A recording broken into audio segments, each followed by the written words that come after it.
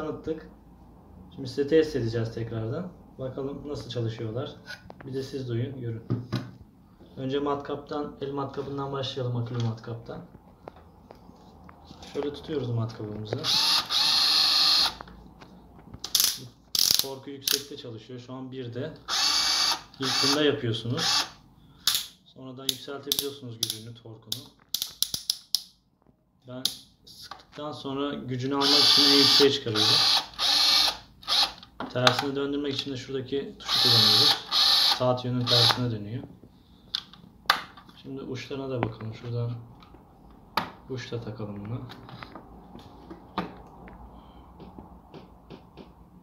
Yıldız ucumuzu takalım. Bunu da gösterelim.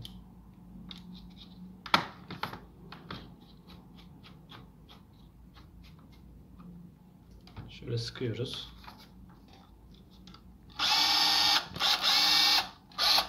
Bu şekilde çalışabilir.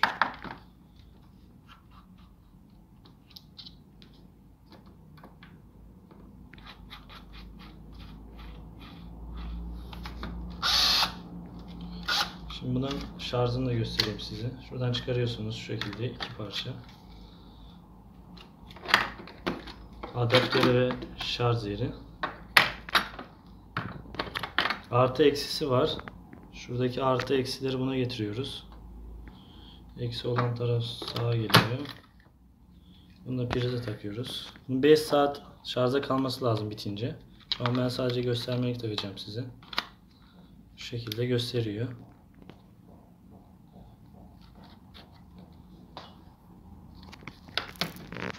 Bu şarj için de tekrar takalım yerine. Diğer ürünlere geçelim. Vidalama bu şekilde. Şimdi matkabımıza geçiyoruz.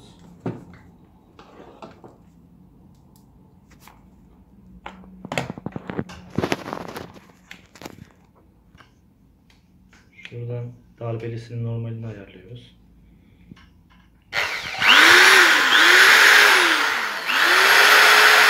Gördüğünüz gibi güçlü bir ürün.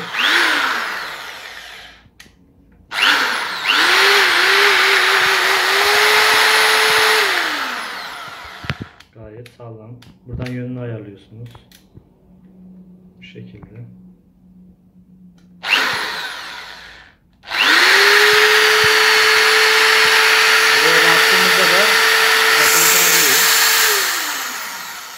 Elinizi basmanıza gerek yok.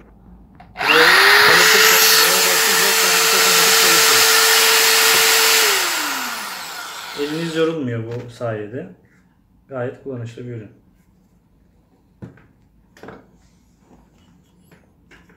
Şimdi taşlamayı da göstereyim size. Bunları da anlatmış olalım. Bu da taşlamamız.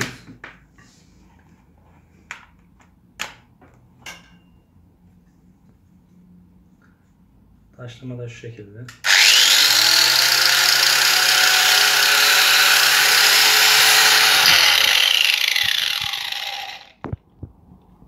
Bu da gayet güçlü bir ürün.